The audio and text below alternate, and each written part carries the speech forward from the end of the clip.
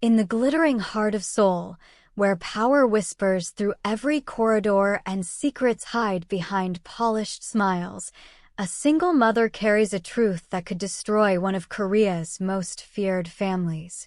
Maya arrived in this city with nothing but hope, two small hands to hold, and a past she buried deep. But some secrets refused to stay hidden, especially when her children's eyes reflect the face of a man who disappeared into the night 6 years ago. When destiny, danger, and desire collide beneath Seoul's neon sky, one woman's silence will shatter, and nothing will remain the same. This isn't merely a tale of romance. It's a story of survival, honor, and what happens when love confronts a world built on blood and lies. If this story captured your soul, stay with me. Subscribe for more gripping tales of forbidden love, hidden truths, and second chances that will leave you breathless. Like this video if you believe some connections are too powerful to break. And share in the comments, would you risk everything for a love the world says you can't have? Spring arrived in Seoul with a gentle coldness, the kind that touched your skin softly, but left an ache that lingered. Throughout the gleaming streets of Gangnam, designer shops opened their doors one after another, their windows catching the morning sun like diamonds. Among these glittering establishments stood Bella Mode, an upscale boutique where elegance met exclusivity, where the wealthy came to be seen as much as to shop. Inside, behind a counter lined with imported perfumes, Maya straightened a display of silk scarves. She was a black woman approaching 30, with warm brown skin, weary but watchful eyes, and a quiet resilience that wrapped around her like armor. Her colleagues sometimes whispered when they thought she couldn't hear, talking about the foreign woman with twin children and no man in sight. Maya never defended herself. She simply smiled, bowed politely in the Korean way she'd learned, and kept working, her true thoughts locked safely behind a calm exterior. Outside the boutique, her children waited on a wooden bench beneath a cherry tree. They were 6 years old, twins who couldn't have been more different. Mia was gentle and observant, with thoughtful eyes that seemed to carry her mother's sadness. Marcus was energetic and curious, always bouncing with questions that tumbled out faster than anyone could answer. They wore clean clothes that had seen better days, their hair carefully braided and trimmed that morning by Maya's patient hands before the early bus ride into the city. "Mama, I'm hungry," Marcus said, pressing his small hands against the boutique window. "When do we eat?" Maya glanced at them and responded softly in English before switching to her accented Korean. "After work finishes, baby. Stay where I can see you, understand?" Both children nodded. Maya's chest tightened as she watched them, so young, so trusting, waiting patiently in a city that didn't always welcome people who looked like them. Around midday, the boutique filled with Seoul's elite. The air grew thick with expensive fragrances, and smooth jazz drifted from concealed speakers. That's when he entered. Kang Jihoon, tall and powerfully built, wore a black designer suit that fit him like it was made on his body. His expression was unreadable, controlled, the face of someone accustomed to authority and silence. Most people in Seoul knew about the Kang family. Not the kind you read about in business magazines, but the kind whispered about in backrooms. One of the most powerful organized crime families in South Korea, operating behind legitimate enterprises while controlling the city's shadows. Few had ever encountered the elusive younger brother, known for his ice-cold demeanor and his mysterious absence from Seoul for several years. Maya knew none of this history. To her, he was simply another customer with money to spend. "Good afternoon, welcome," she greeted in careful Korean, offering a respectful bow. Jihoon looked up, and something in his body went rigid. Her voice, it was low and melodic, warm like summer rain. For a split second, a memory flashed behind his eyes. A typhoon 6 years ago, a frightened foreign woman with trembling hands, a night that ended in confusion and regret that never left him. His chest constricted. It couldn't be her. That woman had vanished without a trace. Afternoon, he replied, his voice deliberately flat. I need a gift. Maya nodded and guided him through the carefully arranged displays. For someone special? He hesitated, his mouth curving slightly. You could call it that. As Maya held up an elegant silver bracelet, Jihoon noticed movement in the window's reflection. Two small faces pressed against the glass from outside. The boy waved enthusiastically. The girl smiled shyly. Those are your children, he asked, his voice unexpectedly softening. Maya froze for just a heartbeat, then nodded. Yes, sir. They wait for me after their morning program. They're twins. Twins, he repeated quietly, studying them through the glass. Yes, Maya said with a faint smile. Always together, those two. Jihoon's gaze lingered on the boy.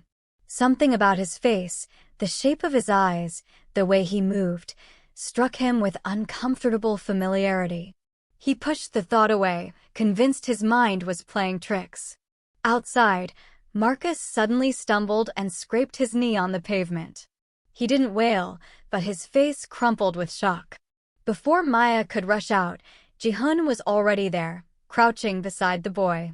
Hey there, brave one, he said gently, pulling a pristine white handkerchief from his pocket. Let's clean this up. Warriors don't let small wounds stop them.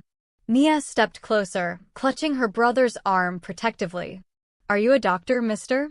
Jihoon smiled, a genuine expression that transformed his severe features. No, but I know how to handle little injuries. Maya hurried over, flustered and embarrassed. I'm so sorry, sir. They shouldn't trouble you like this. No trouble at all, Jihoon said, his voice carrying unexpected warmth. He's perfectly fine now. When Maya lifted her eyes to meet his, something shifted deep in her chest. Recognition without memory, a strange sensation of knowing someone she'd never met. She shook it off. She'd encountered countless people in this city. This was just another kind stranger. Thank you very much, she said quietly, bowing again. That evening, as the sky melted into shades of rose and violet, Maya locked up the boutique. Her manager had left early, trusting her with the closing duties. She stepped outside, taking each child's hand, walking toward the bus stop as streetlights began flickering to life. Across the street, Jihoon sat in his black sedan, watching. He'd told himself to drive away, to forget what he'd seen. But the more he tried, the louder his instincts screamed. Her accent, her mannerisms, the way the children's faces glowed under the streetlights. It was too specific to be coincidence. He pulled out his phone and made a quiet call.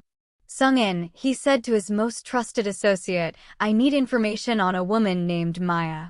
She works at Bella Mode in Gangnam. She has twin children, 6 years old. Understood, Hyungnim, Sungmin replied. What level of discretion? Jihoon paused. Complete. She cannot know anyone is asking. The following morning, Maya woke before sunrise in her cramped rooftop apartment. The walls were paper-thin, the kitchen barely accommodated a small stove and sink, but it was theirs.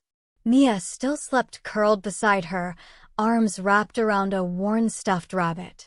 Marcus coughed in his sleep, a rough, rattling sound that made Maya's heart ache. She'd taken him to the free clinic twice already. The doctor said his lungs were weak, that without proper treatment the condition could worsen significantly. But private hospital care cost more than Maya earned in 3 months. She'd been saving every spare one, skipping meals to ensure her children ate properly. That morning, someone knocked at the door. Maya opened it to find a courier in a formal uniform. Delivery for Miss Maya, he said, handing her a thick envelope. Inside was a medical voucher providing 1 full year of pediatric care at one of Gangnam's most prestigious private hospitals. No sender name appeared anywhere, just a handwritten note in neat Korean script for Mia and Marcus. No conditions attached. Maya's hands shook. She looked down the empty hallway as if expecting someone to step from the shadows. Nothing. Only silence and the distant sound of the city waking up. Mama, what's that? Mia asked, rubbing sleep from her eyes. Maya smiled weakly and folded the paper. Help from a kind person, sweetheart. But her mind raced with questions. Who would do this? How did they know her children's names? Across the city, in a penthouse overlooking the Han River, Jihoon leaned back in his leather chair. The same white handkerchief from yesterday lay folded beside him. She hasn't changed, he murmured to himself. Still too stubborn to ask for help. He gazed out at the river, his eyes dark with memories and guilt that had haunted him for 6 years. Back then, he'd lost someone in a way that never made sense, in a confusion of language and fear that ended with her disappearance. And now he couldn't escape the feeling that fate, or something cruelly similar, had returned her to him. But this time, he wasn't certain if it meant redemption or reckoning. And somewhere in Seoul, Maya sat holding the mysterious envelope, unaware that the man who had once changed her life completely was now watching over her from the shadows. Rain arrived without warning that evening, a torrential Seoul downpour that turned the streets into rivers of light. From his black sedan, Jihoon sat watching water stream down the windshield like slow tears. He wasn't supposed to be here, parked outside the small clinic near Itaewon. But something in him refused to let go. 3 weeks had passed since that day at the boutique. 3 weeks since he'd met the black woman and her 2 children. Every time he closed his eyes, their faces appeared. Mia's gentle curiosity. Marcus's sharp intelligence. The way Maya looked at him, exhausted yet somehow familiar, had awakened something he'd buried years ago. He couldn't ignore the similarities any longer. Sung in, he said into his phone, his tone low and controlled. Did you obtain the samples? Yes, Hyungnim, his associate replied. From the cup the boy drank from, and the tissue the girl held. Also a strand of hair from Miss Maya's coat when she left it at the boutique. I've submitted everything to the lab under false credentials. Jihoon closed his eyes and exhaled slowly. Good. Ensure it remains confidential. No one in the family can discover this. The Kang family was one of Seoul's most feared names. They controlled nightclubs, real estate developments, port operations, anything that generated money and power. But behind their carefully constructed legitimate facade, the family operated like a traditional crime syndicate. At the top sat Chairman Kang, Jihoon's grandfather, approaching 70 years old. The old man valued loyalty above everything else, family honor, strategic marriages, and maintaining the image of respectability. He'd already arranged Jihoon's engagement to Lee Sarah, daughter of a powerful political family that provided protection for their operations. Sarah was beautiful and calculating, with a smile that concealed ambition. To her, Jihoon represented power and status, a path into one of Seoul's most formidable families. The upcoming birthday celebration would serve 2 purposes, honoring the patriarch and publicly announcing the engagement. Politicians, business leaders, and underworld figures would all attend. If the truth about Maya and the twins ever surfaced publicly, it wouldn't just destroy Jihoon's arranged engagement. It could expose vulnerabilities in the family's carefully maintained image. Meanwhile, Maya's life continued as a quiet struggle.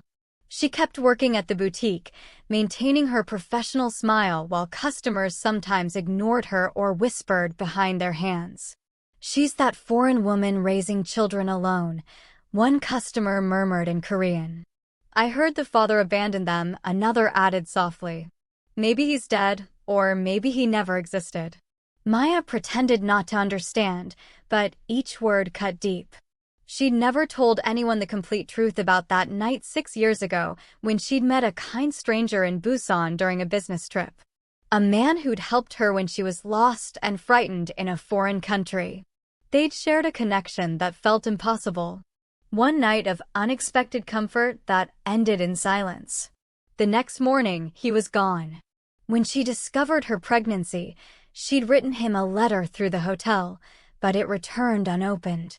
When she moved to Seoul to find work, she'd tried to forget, until the day she met Jihoon, who looked and sounded disturbingly like the man from her memories.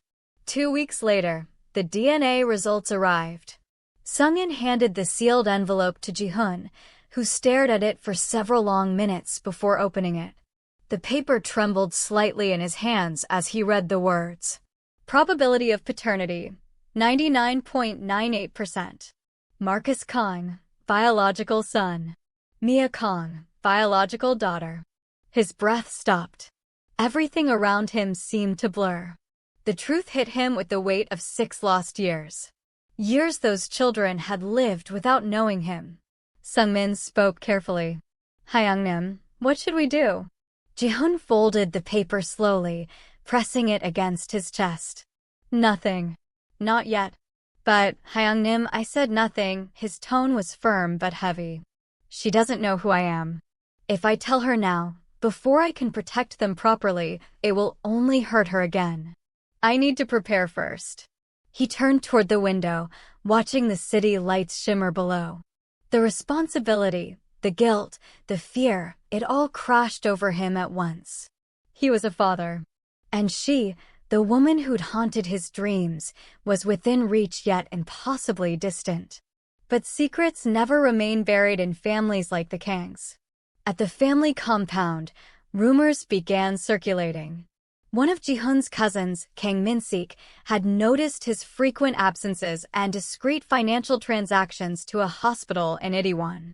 Who's he protecting there? Min-sik asked one evening, smirking.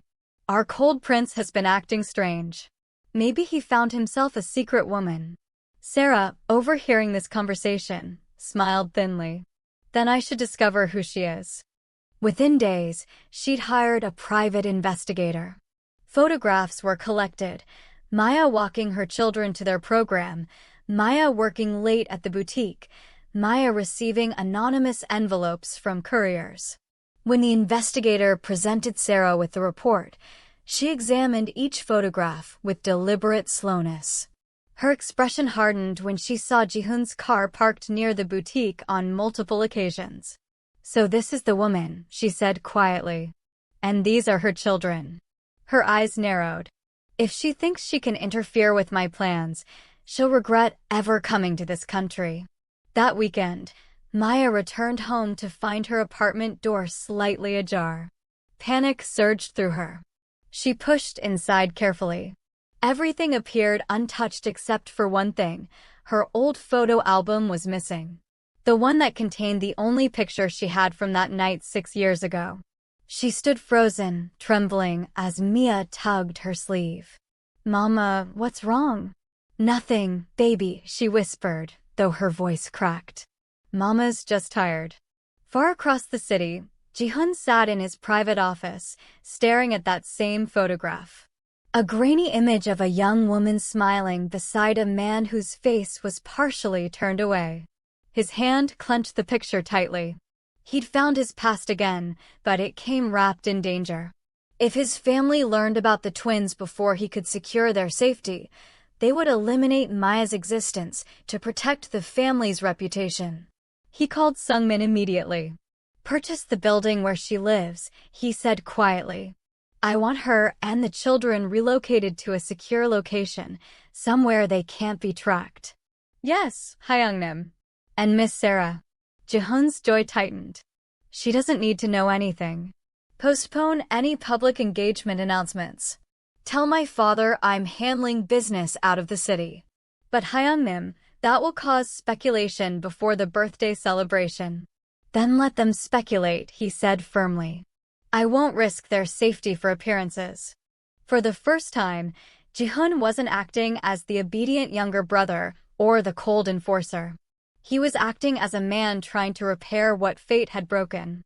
Later that evening, Maya received another unexpected letter, a notice that her building was undergoing major renovations and she was being temporarily relocated. The new apartment was modest but clean, located in a quiet neighborhood near the Han River. The rent was mysteriously affordable, almost suspiciously so. As she unpacked their belongings, she noticed a new drawing Mia had pinned to the wall. It showed 3 stick figures holding hands, Mama, Mia, Marcus, and a tall figure labeled nice man. Maya smiled faintly but felt deeply uneasy. Who was protecting them from the shadows? And why did she sense that the stranger she barely knew was somehow connected to the most painful chapter of her past? Across the city, Jihoon stood by his window, gazing at the same river she could now see from hers. 6 years, he whispered. I won't lose you again. But deep inside, he understood that when secrets begin surfacing in families like the Kangs, someone always pays the price. Saturday mornings in Seoul pulsed with energy. The hum of luxury vehicles, the chatter of tourists, the gleam of expensive storefronts displaying things most people could only dream of owning. Maya had never felt comfortable in the luxury mall near Gangnam, but her boutique owner insisted she deliver a special order there that day. It was supposed to be quick and simple. She held Mia's hand while Marcus skipped beside them, both children giggling at a towering holiday display even though the season was still weeks away. The air smelled of roasted coffee and designer perfumes. Maya's worn shoes squeaked softly against the polished marble as she entered the grand atrium, clutching a box of custom-designed handbags. She reminded herself to stay calm, complete the delivery, and leave quickly. But fate had different plans. Near the center of the mall, outside a luxury fashion store, stood Sarah surrounded by her wealthy friends. They were all elegantly dressed, their laughter sounding like breaking glass. When Sarah's sharp eyes spotted Maya, something cold flickered behind her perfect smile.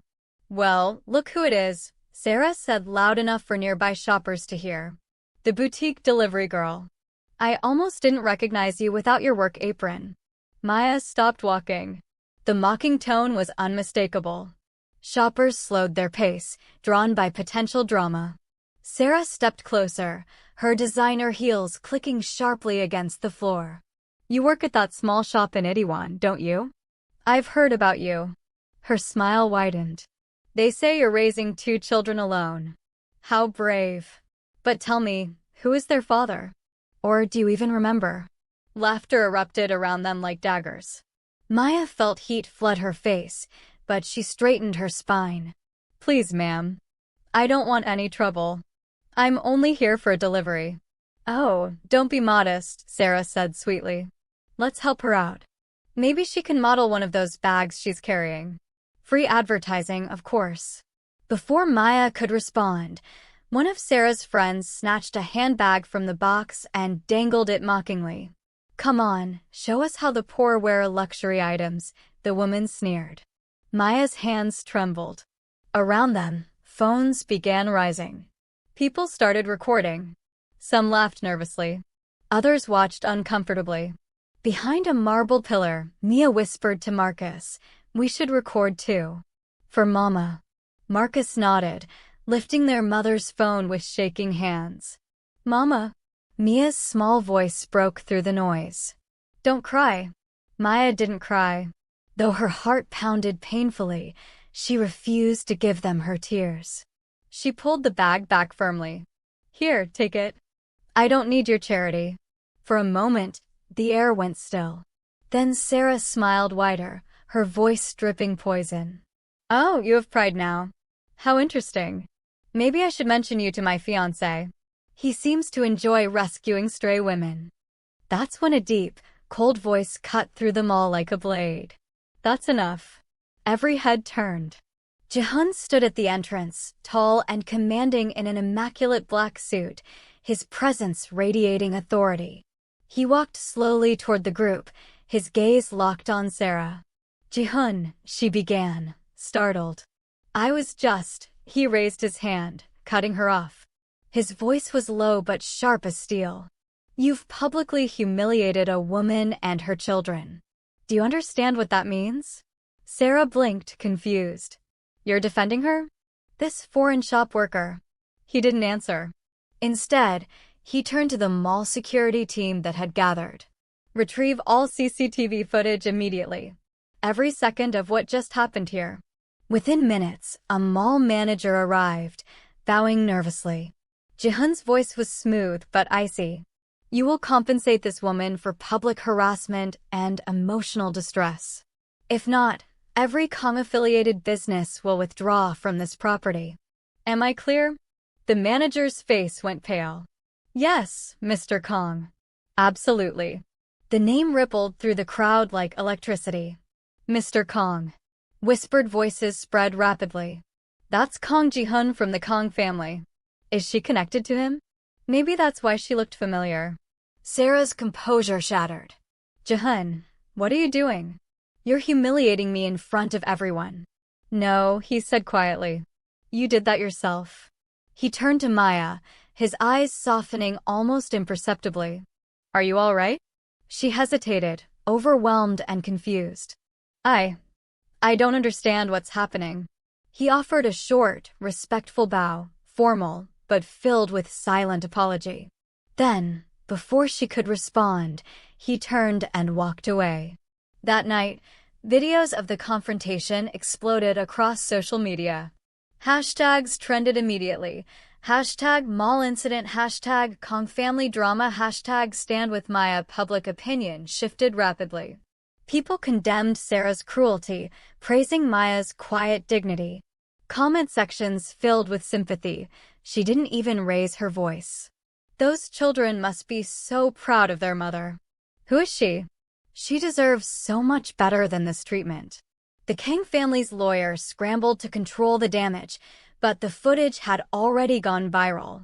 Inside the family compound, reactions were explosive. Chairman Kang was furious. That woman is destroying our reputation, he roared, slamming his cane against the floor. You will end this foolishness, Jihoon. Immediately. But Uncle Kang Hyun-woo, Jihoon's late father's younger brother, spoke calmly. Perhaps you should watch the footage before passing judgment, father. The woman showed remarkable grace under cruelty. She reminds me of someone we once respected. His words earned a glare, but a seed of doubt had been planted. Meanwhile, Maya sat in her small living room, exhausted. Reporters had already visited the boutique. Some neighbors came to offer comfort, others simply to gossip. But there were bright moments in the darkness. Her store manager, Mrs. Kim, stood firmly by her side, declaring to anyone who would listen, Maya is one of the kindest employees I've ever had. She doesn't deserve this treatment. Her elderly neighbor, Mr. Park, a retired police officer, promised to help her document everything if the harassment continued. You have more friends than you realize, he told her kindly. Even the clinic doctor treating Marcus's persistent cough offered to establish a medical fund with donations from sympathetic community members. For the first time in years, Maya felt truly seen. Not as a foreigner, not as a rumor, but as a mother doing her very best. Still, confusion gnawed at her. Why had Jihoon defended her so fiercely? Why did the name Kang make her stomach twist with nervous recognition? At the Kang compound, Jihoon stood in his office, staring at a photo of the twins on his phone. He'd captured it discreetly after the incident, Mia comforting her brother while Maya stood with her head held high. Sungmin entered quietly. Hyungnim, the family council demands a statement. The chairman wants you to apologize publicly to Miss Sarah. I won't, Jihoon said simply. You understand this will cost you the engagement, possibly your position in the organization. I don't care, he replied. He looked out at the city beyond the glass walls. I can't reveal the truth yet, Sungmin. It would endanger too many people too quickly. But I can ensure they're protected. For now, that's sufficient. Should I continue the payments for the children's medical care? Yes, he said immediately. Increase them. Make it appear as a corporate charitable donation, not personal assistance. They need treatment, especially the boy. He exhaled slowly. One day, when the timing is right, they'll know everything. But until then, they'll have to believe I'm simply a stranger who happened to care. That night, Maya watched her children sleep peacefully for the first time in weeks. The city lights shimmered through the window, casting soft patterns across their faces. Somewhere out there, a powerful man was fighting silent battles for them. She didn't know why. She didn't know the truth.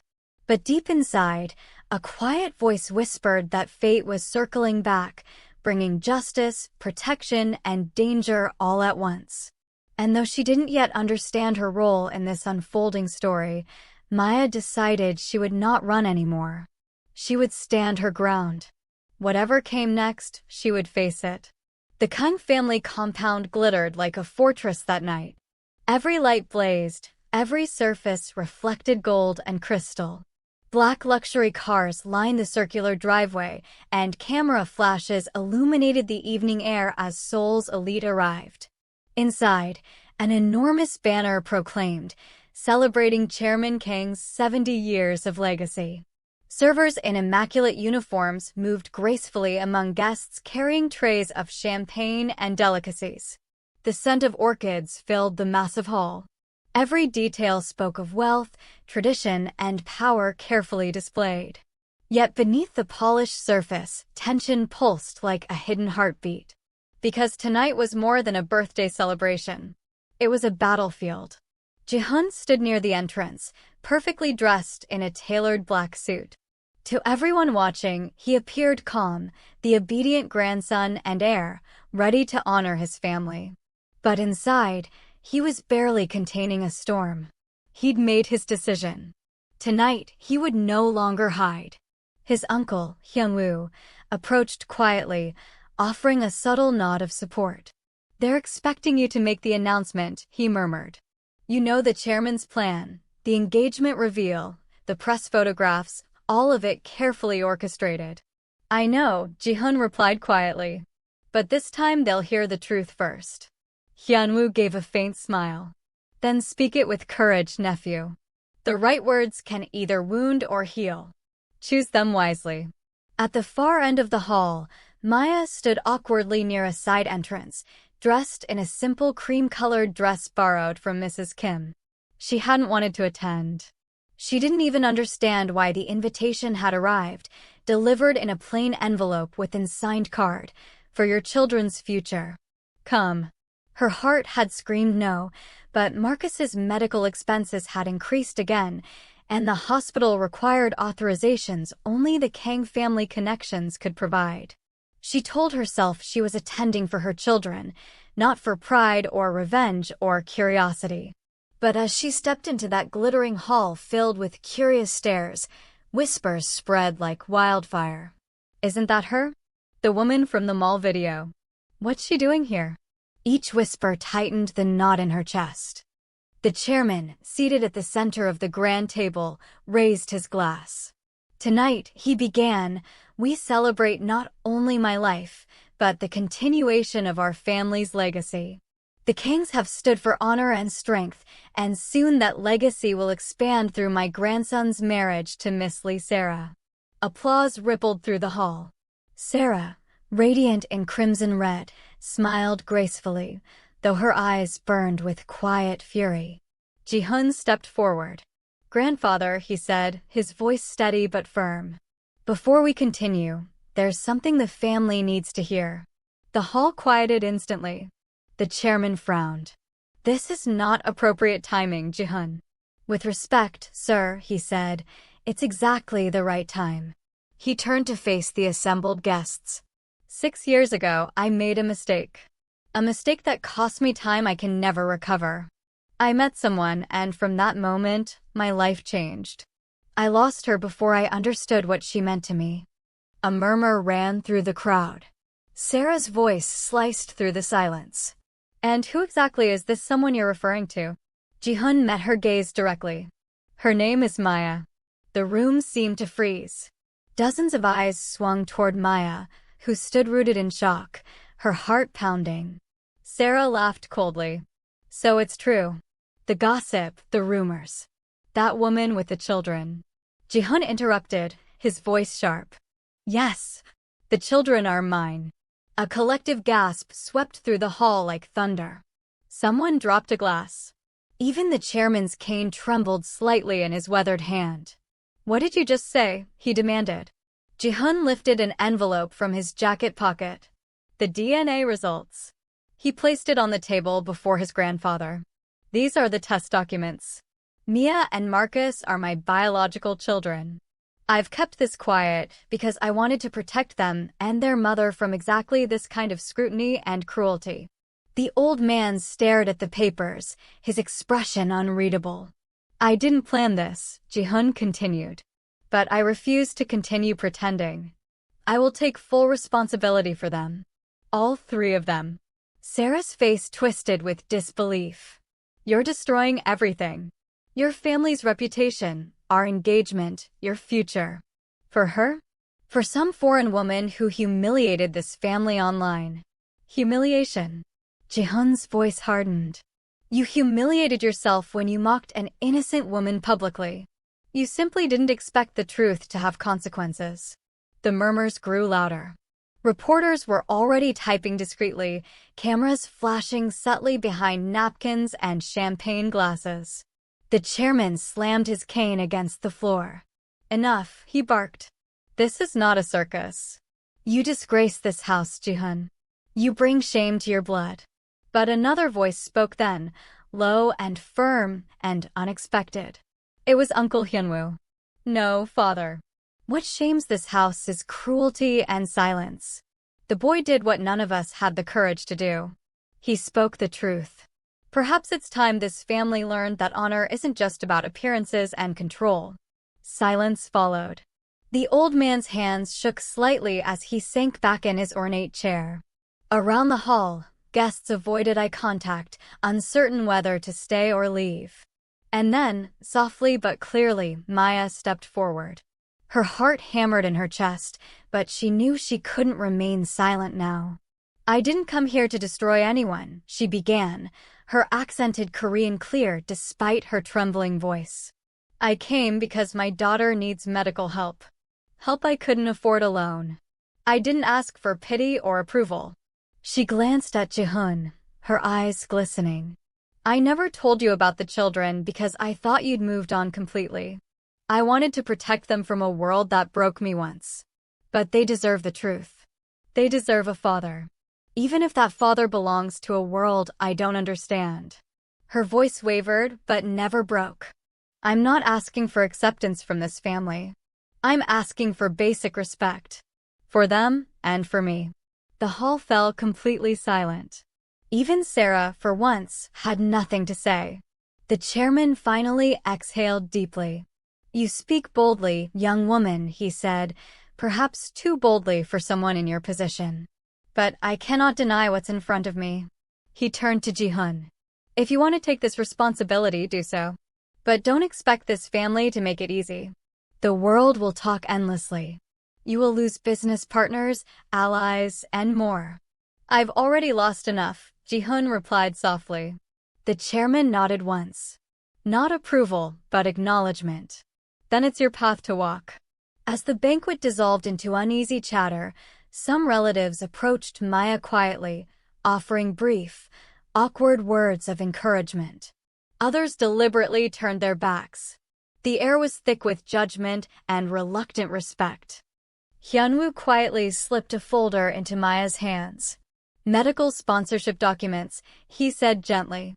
For Mia. Consider it an apology on behalf of the family for what you've endured. Maya's eyes widened with emotion.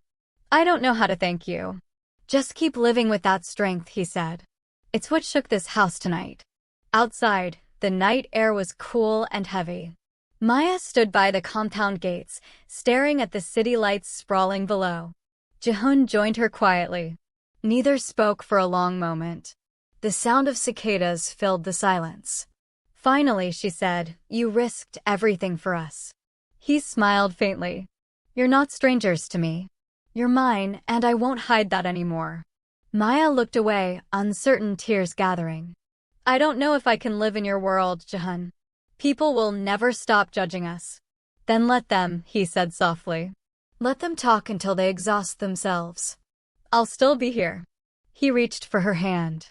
She hesitated, then allowed him to hold it. Above them, fireworks burst over the Kang estate, celebrating the old man's birthday. But to Maya, it felt like the sky itself was breaking open, not with endings, but with the fragile light of a beginning. And in that trembling moment, Between power and love, between fear and courage, Maya chose to stand. Not as a secret, not as a shadow, but as a woman reclaiming her place beneath Seoul's night sky. Morning sunlight poured gently through the windows of a modest but lovely apartment overlooking the Han River. The place wasn't grand, nothing like the Kang compound on the hill, but it was warm, the kind of home that breathed with laughter and quiet hope. Maya stood on the small balcony holding a steaming cup of ginger tea.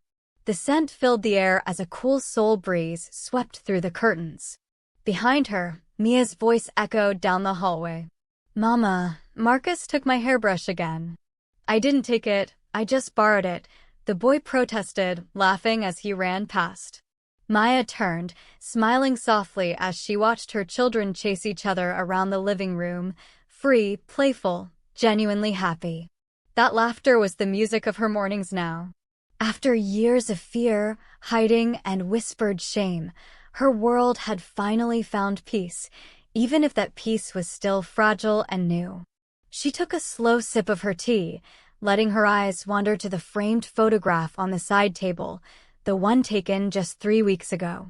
In it, she stood beside Jihoon with Mia and Marcus in front of a hospital building. The photo wasn't staged or polished. It was raw, filled with unfiltered joy. Mia grinning with her hospital bracelet still visible, Jihoon's arm wrapped gently around Maya's shoulder, the sunlight catching the hope in all their faces. That picture told their story better than any words could express. Mia's treatment had gone remarkably well. With the Kang family's sponsorship and Uncle Heinwa's persistent advocacy, she'd been admitted to one of Seoul's top pediatric specialists. Maya had cried quietly when the doctor told her the crisis had passed. For the first time in years, she allowed herself to dream beyond the next medical bill, beyond simple survival. And Jihoon, he had transformed completely.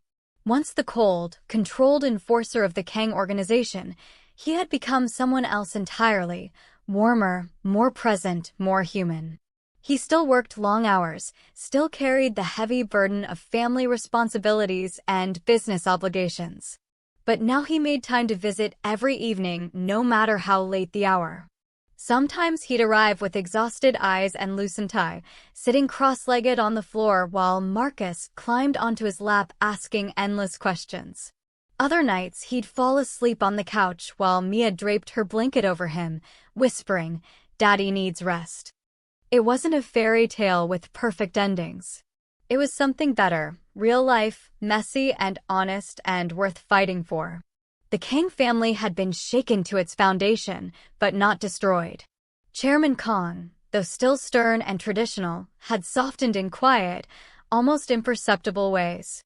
He never apologized directly, pride wouldn't allow such vulnerability. But he had begun sending thoughtful gestures, a children's electronic piano, paid school tuition receipts, even a modest family car registered in Maya's name with insurance fully covered.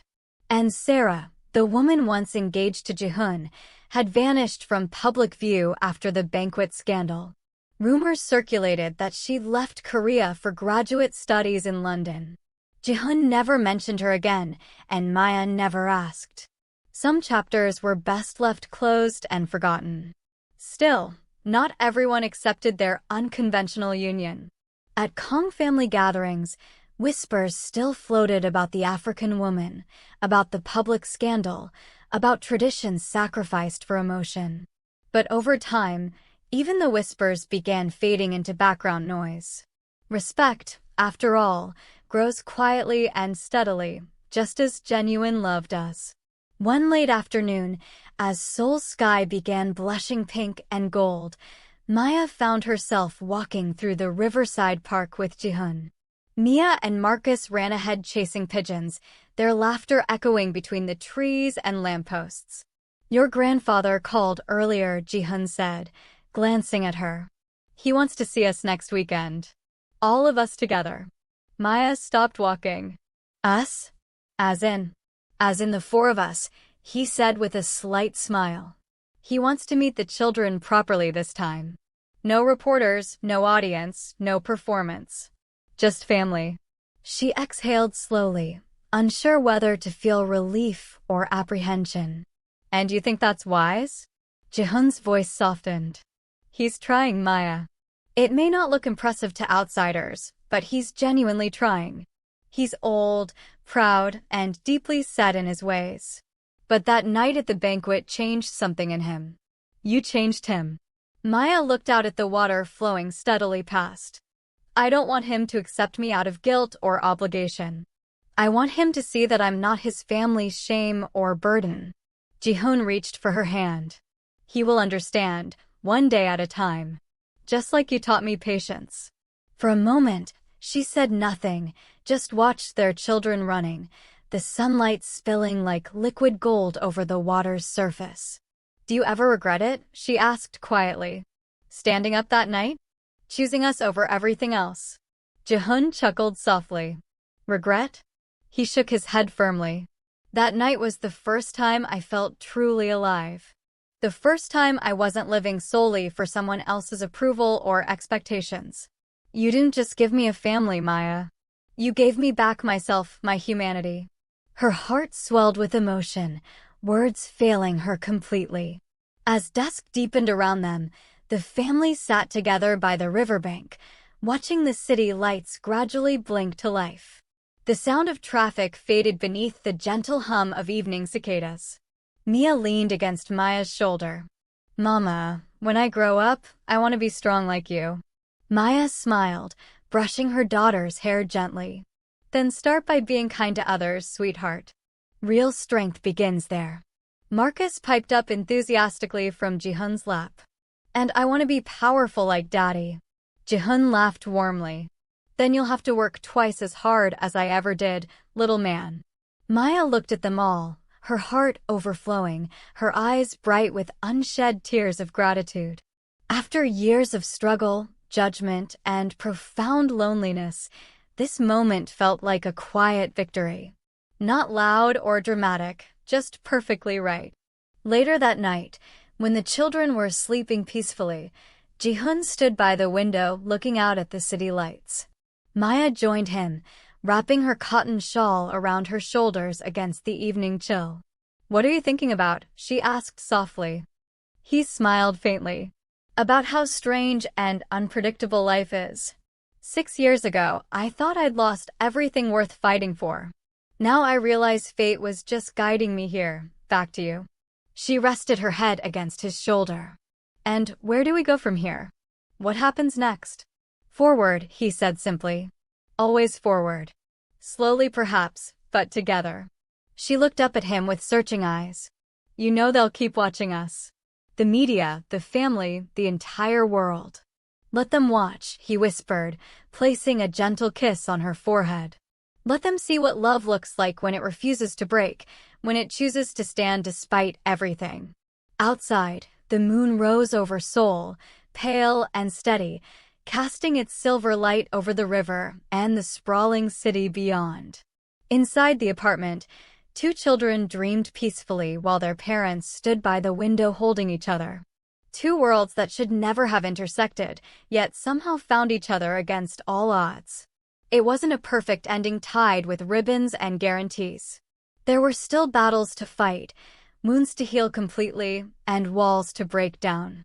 But for the first time in a very long time, the future didn't terrify Maya. Because in this foreign city, among towering buildings and countless strangers, she had built something truly unshakable, a home born from truth, forgiveness, and quiet, stubborn strength. And as the first light of their new life began rising beyond the horizon, Maya whispered softly to herself, in this city of strangers, we finally found our family. And Jihoon, hearing her words, smiled deeply. For in the vast, glittering heart of Seoul, love had found a way to begin again, stronger than before.